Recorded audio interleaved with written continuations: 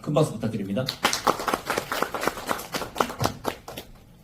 네, 안녕하십니까. 한반도 정책 컨센서스에서 이제 문서진 대표님과 함께 이제 본회의를 운영하는데 같이 운영을 하고 있고, 이제 한반도에 대한 문제를 청년들이 같이 토론하고 수기하는데 같이 기여하고자 노력하고 있는 김연경이라고 합니다.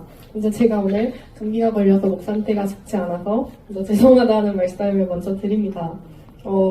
오늘 제주 포럼을 준비하면서 이제 2021년부터 2025년까지 쭉 진행되어 제주 포럼의 대주제를 살펴보았는데요.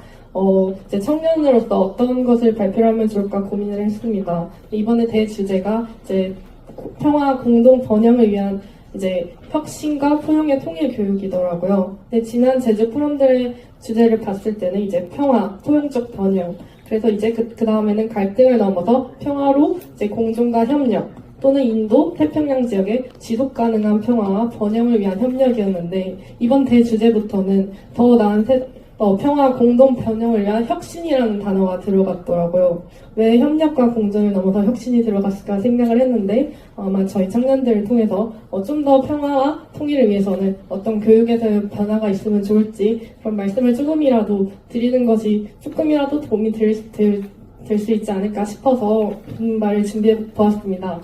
네, 그래서 저는 우선은 앞서 문서진 대표님께서 정말 전문적으로 말씀을 많이 해주셔서 청년 개인의 입장으로서 발표를 하고자 하는데요. 저는 한반도 정책 컨센서스의 일원이지만 학과는 우선은 북한이라던가 정치 외교 쪽과는 관련된 학과는 아닙니다. 행정학과 학생으로서 이제 한반도 정책 컨센서스에 들어와서 많은 배움을 얻고 있는데요. 이제 미래 세대로서 북한에 대한 인식을 어떻게 갖고 있었냐? 사실 저도 처음에는 이쪽에 들어오기 전까지는 북한 통일, 이런 평화에 대한 것과는 생각이 많이 있지는 않았던 것 같습니다. 아무래도 점점 예전에는 학교 공부만 하면 취직하면 됐었다. 근데 지금은 토익 공부, 스피킹 공부 등 스펙을 위한 공부가 많이 되고 있고, 점점 친구보다는 내가 우선이 되는 사회인 것 같다라는 생각도 많이 드는 요즘인데요. 그러다 보니 나 준비하기도 바쁜데 이제 나를 넘어서 남을 생각하고, 그것도 어려운데 가족, 주변의 다른 나라의 시민들을 생각하고 이제 북한을 생각하는 건 정말 청년들한테 어려운 일이지 않을까? 네, 저는 생각이 들었습니다. 그런 마음을 했을 때 아무래도 관심이 조금 떨어진 청년들이 결국에 접할 수 있는 거는 언론의 헤드라인일 것 같은데요. 이제 거기에서 볼 수 있는 건 연평도 포격, 어물풍선, 적대적 부국가라는 인식을 확립한 채로 청년들은 이제 북한에 대한 생각을 갖기 시작합니다. 네. 또한 저희 대학교에 가다 보면은 이제 자신이 선택한 학과에서의 공부를 하다 보니까 이제 통일이나 북한 이쪽에 대한 공부는 관심 있는 학생들이 됐습니다. 그래서 실제로 제가 그런 교양 수업을 들었는데요. 이미 어떤 헤드라인이라든가 자신만의 인식이 확립된 친구들이 많이 듣고 있더라고요. 그래서 그런 것들이 정말 올바른 약간 토론과 종합적인 사고에서 형성된 채로 듣는 걸까? 어쩌면 그런 생각도 조금 들기도 했고요. 저희 한반도 정책 컨센서스는 이제 다양한 논의를 하면서 좀 중립적인 시각에서 북한에 대한 생각을 하고 한반도 평화를 논의를 하는데, 그런 의미의 교육이 참 중요하다. 그래서 우리 단체가 존재하는구나 생각도 많이 하게 되었습니다. 네. 오늘날 한반도 통일과 평화의 과제, 이제 동아시아 지역 차원의 평화 확립을 위한 국제 협력에 대해서라는 이런 주제에 대해서도 짧게 그냥 협력이 필요한 것 같다라고 말씀을 남겼는데요.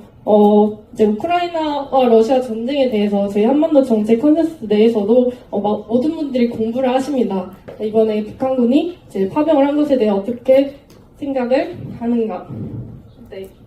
그런 것에 대해서 이제 나토와 같은 다른 협의체들에서 이제 규탄을 많이 하고 있는데, 이런 협의체들이 북한에 대해서 규탄하는 것 자체로도 조금 전쟁을 지연시키고 그런 데 도움이 되지 않는가.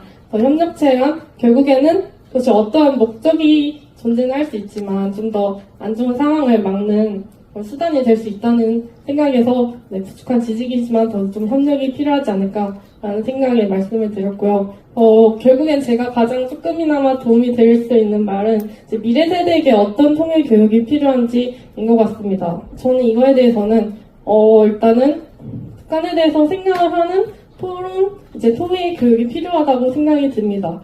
현재 대학 교육 과정이나 이제 초중고 교육 과정을 봤을 때도 이제 북한에 대한 교육 자체가 조금 필수적이지는 않은 것 같습니다.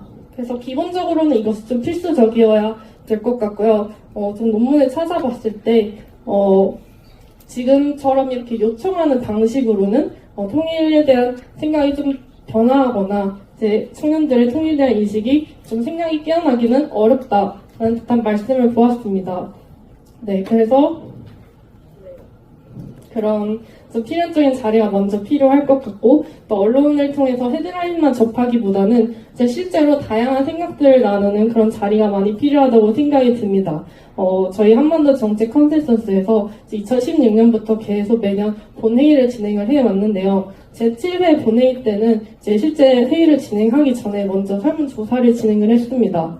그때 설문조사를 진행한 후 회의가 끝난 후에 다시 설문조사를 했었는데요. 이제 북한에 대해 어떻게 대응을 해야 하는가 했을 때 군사 제재를 해야 된다라는 것에 대한 비율이 약간 2% 차이가 난다거나 등의 반응이 있었는데요. 단 한 번의 경험을 통해서라도 이렇게 인식의 변화가 생기는구나 좀 느끼게 되어가지고 그런 토론과 수기를 통해서 한 번 더 생각하는 계기가 마련이 되는 거지 청년들이 북한에 대해 좀 더 관심을 갖게 되는 그런 발판이 될 수 있다고 생각이 듭니다. 그래서 제가 너무 긴장을 해서 무슨 말을 하고 있는지 잘 모르겠는데요. 청년 개인의 입장으로서 저도 한반도 정책 컨센서스에서 처음 좀 통일과 북한에 대해 생각이 들고 이게 단순히 남의 일이 아니라 뭔가 궁극적으로 많이 필요한 일이다, 생각해봐야 할 일이다라고 또 느끼게 되어서 말을 잃었는데요. 그래서 궁극적으로는 그런 자리가 마련돼야 한다. 그리고 이제 인스타그램과 같이 뉴미디어가 많이 발달한 시대에서는 이제 지구 반대편에 있는 나라에서 어떤 일이 일어나면 바로바로 접하는 사회가 된다고 생각이 듭니다. 이런 시대에서는 결국에는 점점 더 세상은 열린다고 생각이 들고, 예를 들어 학교폭력이 발생을 했을 때 옛날에 밈이 한창 유행을 했었습니다. 학교폭력 멈춰, 이 밈을 통해서 실제로 학생들이 학교폭력을 그만했다고 합니다. 그런 식으로 이제 SNS가 주는 영향력이 커지는데, 북한에 대한 영향력도 이제 인스타그램 그런 것들을 통해 뉴미디어, 언론을 비롯해서 다양한 미디어 매체들이 다양하게 보도를 한다면 조금 더 열리지 않을까. 그리고 그러기 위해서는 뉴미디어들과도 잘 이야기를 하고, 우리 청년들도 그렇게 하면은 좋지 않을까라고 생각이 들었습니다. 제가 말을 잃어서 죄송합니다. 감사합니다. 예, 통일이라고 하는 길이 앞으로 우리가 또 가보지 않은 길을 가고